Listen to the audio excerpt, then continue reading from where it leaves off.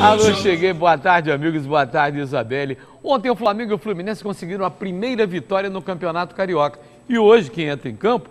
O Vasco enfrentando o América lá no estádio Julite Coutinho, em Mesquita. A galera, inclusive, vai acompanhar tudo. Eu vou transmitir esse jogo pela Rádio Tupi, ao lado do Apolinho Washington Rodrigues. Primeiro destaque de hoje da gandolinha mais famosa do Brasil, Fernanda Maia. Boa tarde, Zé. Boa tarde a todos. E a pergunta que fica no ar: Flamengo e Fluminense convenceram vocês ou os adversários que eram fracos? Eu quero saber a sua opinião. Mande através do nosso WhatsApp. Anota o telefone aí, 979285375. Eu estou esperando você. Aproveita o WhatsApp e manda também seu vídeo. Sim. Quero ver a galera se manifestando nesse início do Campeonato Carioca. Ele é repórter da Rádio Tupi e está de volta aqui ao SBT Esporte Rio, para nossa alegria, sempre muito bem informado. O primeiro destaque do Wilson Pimentel. Boa tarde, Zé Carlos. Um forte abraço a você, aos amigos em casa do SBT Esporte Rio. E hoje, contra o América, o técnico Jorginho vai manter a base do time que venceu o Madureira na abertura do Campeonato Carioca, com direito a riascos e tudo, o Vascão para cima do América, buscando a segunda vitória no Cariocão, Zé Carlos. E tem mais novidade do Vasco daqui a pouquinho sobre o que aconteceu ontem. O Flamengo se recuperou daquele tropeço da estreia e venceu o Macaé por 2-0. Você vai ver os gols agora. O Flamengo abriu o placar no fim do primeiro tempo com Wallace. Muito criticado pela torcida, o zagueiro fez uma comemoração discreta e seguiu o jogo. Na segunda etapa, Marcelo Cirino cabeceou para o gol e fechou o placar. Final, Flamengo 2, Macaé 0. Na próxima rodada, o Mengão pega a Portuguesa na quarta-feira de cinzas, às 10 horas da noite. A galera do Flamengo estava pegando no pé do Wallace até no aquecimento. Por isso que ele fez o gol, não quis comemorar. Fez beicinho. Eu acho que ele tem que responder no campo, mas tem que comemorar o gol, não é, ô Pimentel? Afinal de contas, ele é funcionário do Flamengo, né, Zé Carlos? E o Wallace ontem até fez uma boa atuação ao lado do Juan. O Ilharão e o Márcio Araújo, que jogam ali na proteção, a zaga pediram um pouco mais de paciência com o zagueiro rubro-negro agora. Bem, na verdade, que acabou o amor, né, da torcida do Flamengo com o Wallace, né, Zé Carlos? E o Guerreiro ontem voltou a ser aquele guerreiro do jejum. Não viu a cor da bola, hein, Fernandinha? O Guerreiro ainda é um jogador, na minha opinião, muito irregular. Ele faz boas partidas e depois ele se apaga. Em relação ao Wallace, Zé Carlos, ele convenceu no gol, mas lá na defesa ainda está deixando a desejar, já que ele é um zagueiro e não um goleador. Eu não acho que ele está mal fisicamente, eu acho que ele não se encaixa ainda nesse esquema do Muricy de avançar um pouco a marcação. O Wallace é um jogador muito técnico, ele dá um bote muito certo, porém ele não tem velocidade, assim como o Juan. Então, na hora que o time tem que voltar, eles não conseguem acompanhar esse volume, essa velocidade. Talvez ele vá se acostumar ou não, só o tempo vai dizer. E o que me impressionou ontem, que eu transmiti pela primeira vez esse ano, o Ilharão com a camisa do Flamengo, é a forma como ele se movimenta dentro do campo. Você viu o Ilharão em qualquer espaço do campo. Olha que condicionamento físico tem esse jogador, que deixou saudade para a galera do Botafogo, mas que está mantendo uma regularidade nas atuações com a camisa do Flamengo, Pimentel. E é um meio de campo, Zé Carlos, que vai ficar bonito de se ver na sequência do Campeonato Carioca, porque esse não é um meio de campo titular idealizado pelo Muricy Ramalho. Porque o que ele vai pensar daqui para frente é a entrada do Coelar, o colombiano, que chegou recentemente ao clube. Já está regularizado o Mancoejo também, né? O Mancoejo e o Ilharão. E daí por diante, amigo, é bola lançada, bola trabalhada lá, e não tem como o Guerreiro passar em branco toda a partida, né, Zé Mas Carlos? será que o Mancoejo, que é argentino, o Coelhar, que é colombiano, esses caras vão ganhar a posição ali do meio-campo do Flamengo? Eu tenho minhas dúvidas, porque a sequência de jogos é que vai mostrar. O Alan Patrick, por exemplo, chegou ontem, voltou ao time, mas eu não gostei da atuação dele. Estava muito fora de sintonia com o grupo. Hein, Fernanda? Exatamente, mostrou que realmente ficou um tempo sem jogar o Alan Patrick. E em questão aos estrangeiros, até o jogador que nasceu no Brasil demora às vezes se adaptar a um estado diferente. Imagina um país diferente. Gervásio Nunes reclamou muito do sol no primeiro jogo contra o Bangu. Eles não estão acostumados com esse calorão e tantas outras coisas. A adaptação é muito importante e primordial para saber se o cara vai ou não vai emplacar no time. E para você que é rubro-negro, que deve ter perguntado assim, o que você viu de diferente no Flamengo comandado pelo Muricy? A primeira coisa, o Flamengo hoje não dá chutão da zaga lá para o Guerreiro, é só bola aérea, chutão, não. O Flamengo hoje sai jogando. toca a bola, valoriza essa posse de bola. O Paulo Vitor com o zagueiro, com o Juan, com o Wallace, eles saem jogando, tocando bola. Nada de chutão, porque chutão o Flamengo perdia todas as bolas de meio campo no ano passado. E vai ser, né, o grande mérito do Muricy Ramalho para esse ano, justamente fazer com que o time se acalme e trabalhe um pouco mais a bola.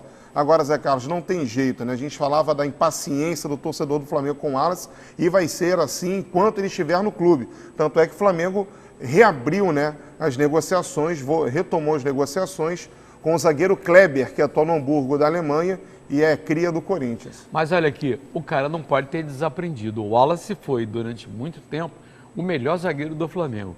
Aquele que mantinha a regularidade, que sabia juntar a técnica com condicionamento físico, saía jogando. Ele não pode, uma hora para outra, só porque está com a braçadeira de capitão, de repente você diz assim, não, o Wallace desaprendeu. A galera está pegando no pé dele, tá certo, mas tem que ter calma. Esses adversários chamados clubes pequenos que estão jogando o Cariocão aí, é tudo time de cata-cata. Você não vê um time que você diga assim, esse time foi preparado.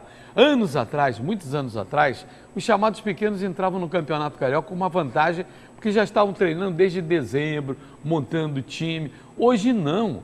Hoje o bom sucesso que eu vi ontem pela televisão antes do jogo do Flamengo, uma decepção total. O próprio time do Macaé, muito aquém daquele do ano passado, do ano retrasado. Depois da derrota na estreia no Campeonato Carioca, aliás, o Fluminense não foi derrotado, ele empatou. Ele goleou o Bom Sucesso por 4-0. Não perdeu Volta Redonda, não foi? Perdeu para Volta Redonda. Tá certo. Ele goleou o Bom Sucesso por 4-0 e o destaque foi o Fred. Marcou 2 vezes e agora é artilheiro isolado do Campeonato Carioca. Vou dando a matéria para você. O Fluminense saiu na frente aos 34 minutos de jogo com Fred, que aproveitou a sobra e balançou a rede. Na segunda etapa, Gustavo Scarpa ampliou o placar e se emocionou na comemoração. Menos de 10 minutos depois, o goleiro Léo espalmou a bola. Cícero aproveitou o rebote e marcou o terceiro do Flusão. Aos 26, Fred fez de novo e fechou a contagem. Fluminense 4, Bom Sucesso 0. Após a partida, o técnico Eduardo Batista falou sobre a pressão. A pressão continua, a gente tem que buscar, tentar achar o melhor. O pessoal que entrou foi bem, né? E eu não testo o jogador, né? A gente trabalha e vai olhando e a gente vai fazendo assim que a gente achar que tem um jogador melhor do que está em campo. O Fluminense volta a campo na próxima quinta-feira, às 5 horas da tarde, contra o Madureira. O Canhotinha Gerson comentou esse jogo ao lado do Jota Santiago e ele destacou um garoto Douglas no meio campo. Esse cara é bom assim mesmo, Pimentel? É um jogador diferenciado, Zé Carlos, que sendo trabalhado com calma pela diretoria e pela comissão técnica do Fluminense vai dar jogador. É um atleta que cruza muito bem, é um jogador que chega com frequência ao ataque, tem qualidade no passe, é bom finalizador, é o típico do volante moderno, como manda o futebol atual. E com esses gols que o Fred fez ontem, ele se igualou a Tele Santana e, consequentemente, sendo um dos 5 maiores artilheiros da história do Fluminense. Não era para ser diferente, o Fred já está na história do tricolor. Hoje Fernanda, ele é o terceiro colocado. 164 gols. Exatamente, o primeiro está longe, são 329, se não me falha a memória. Valdo, ainda falta né? muito. Valdo. Que tem o mesmo tempo de Fred do Fluminense. O Valdo foram 7 anos no Flu e é o que o Fred tem. E falta muito para o Fred, mas eu acho que o segundo colocado ele alcança. E tem um detalhe, naquela época não se jogava tantos jogos como se joga hoje, né, Pimentel? É verdade, Zé Carlos, mas talvez o Fred hoje não seja o maior artilheiro da história do Fluminense, até pela sequência de lesões que ele vem tendo desde 2009, quando ele chegou no clube, né? Ele tem um problema crônico na panturrilha direita, já há algum tempo vem fazendo esse tipo de tratamento. Quem descobriu o problema foi o fisioterapeuta das causas impossíveis, o Fábio Marcelo, e hoje ele é tratado pelo Newton Petrônio Filé. Olha aí, eu queria saber também que me explicassem aqui como é que pode o Fluminense teve ontem 537 pagantes lá em Volta Redonda. Presentes, 1.116.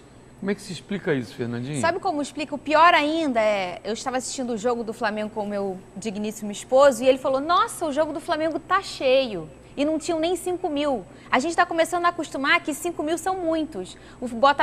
Presentes foram 1.120 no Fluminense e o Flamengo colocou quase 5 mil e isso para a gente agora é cheio. O que está acontecendo no Campeonato Carioca? Alguma coisa tem que mudar, porque prestígio não há mais e está cada vez mais perdendo a credibilidade. O torcedor não confia. Eu acho que, inclusive, tem que acabar com essa história. Antigamente, o Bom Sucesso, o Olaria, o Madureira, sempre formavam times competitivos. O Volta Redonda chegou várias vezes aí no quadrangular final, né, do Campeonato Carioca.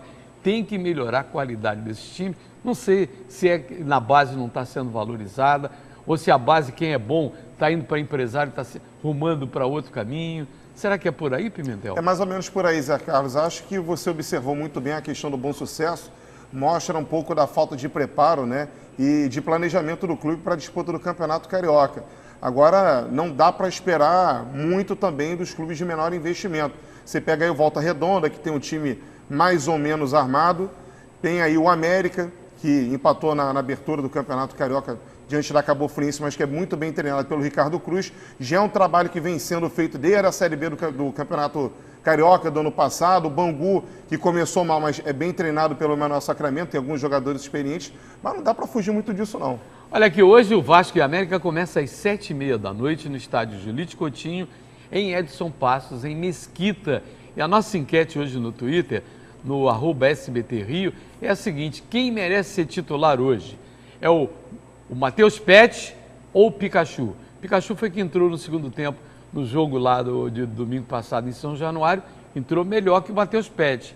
A galera está participando aí, Fernandinha? Ontem eu apurei essa enquete que a gente fez aqui no nosso WhatsApp e deu o Pikachu. Todo mundo votou, quase todo mundo. Sempre tem um ou outro que não vota, né? Inclusive o Patrick, comentei dele ontem aqui, da família Veloso, ele votou também no Pikachu. Zé Carlos, eu acho que ele é a preferência hoje do torcedor do Vasco. O Éder Luiz, inclusive, há quem diga que ele pode ter a oportunidade de ocupar o espaço do Jorge Henrique, que estava muito mal no domingo, Pimentel. Zé Carlos, o Jorge Henrique, né, já há algum tempo ele não apresenta futebol de alto nível, né? Já visto que a temporada passada dele, primeiro semestre, até chegar no Vasco da Gama, foi muito ruim no Internacional. Agora seria uma boa dor de cabeça para o Jorginho nesse jogo contra o América, ou então na sequência do Carioca, projetar o time com o Matheus Pet, bota o garoto para jogar e arruma o lado direito com o Madison e o Iago Pikachu. Bota o garoto. Ninguém está marcando mais o Neymar e o pai dele do que a Justiça Espanhola e a Receita Federal no Brasil. Mas o Barcelona quer renovar o contrato com o Neymar, até porque o pai do Neymar disse que tem uma proposta maravilhosa, mas o Neymar quer, as questões judiciais estão atrapalhando a negociação, mas ele já admitiu que há uma proposta milionária em mãos, mas a vontade do Neymar é permanecer no Barcelona, até porque ele é um jogador diferenciado e tudo indica que o ano que vem ele venha a ser eleito com a bola de ouro do jogador, o craque do ano, né, não, Fernanda? Se não ano que vem, muito em breve, depende da campanha que ele vai fazer nessa temporada. Agora, depende também de que time é esse. Às vezes vale a pena, às vezes o dinheiro não vale. O Neymar é uma joia do futebol mundial e não pode ser descartado por conta de dinheiro, como a gente vê o Renato Augusto indo para a China para ganhar dinheiro, enfim, tantos outros que se apagam por conta da grana. O Neymar não precisa disso, Zé Carlos. Agora, uma coisa é certa, quando vem negócio do leão, o cara não vai dormir tranquilo. Pode afetar no rendimento dele dentro das quatro linhas, exatamente porque é a Justiça Espanhola com o ex-presidente, o que era presidente da Nike, o ex-presidente do Barcelona, que contratou o Neymar, o Sandro Rosell. Sandro Rosell. E o presidente atual. E também o Santos. Aquela briga, a justiça está vendo quanto ele foi vendido, por onde ficou esse troco aqui.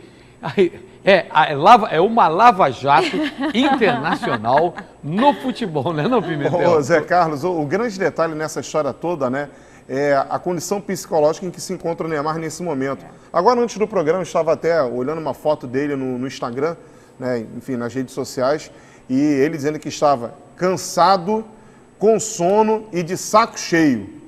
Então, acho que esse é um resumo do atual momento do Neymar. Agora, todo mundo fala, o Neymar do Barcelona talvez seja eleito o melhor do mundo. E a nossa seleção? Ele joga no Barcelona, mas não joga na seleção brasileira. Estamos aí bem próximos de um jogo importante, Brasil e Paraguai e na sequência, aliás, Brasil e Uruguai e depois Brasil e Paraguai pelas eliminatórias. Será que o Neymar terá condições psicológicas, terá capacidade de jogar bem pela seleção brasileira em meio a esse turbilhão de problemas? Hoje ele é um verdadeiro para-raio, né, Zé Carlos? E a verdade é que na seleção brasileira, o Neymar, pelo menos, era assim com o Filipão e continua sendo com o Dunga. Fica para ele a responsabilidade de decidir, porque a gente não vê conjunto na seleção brasileira.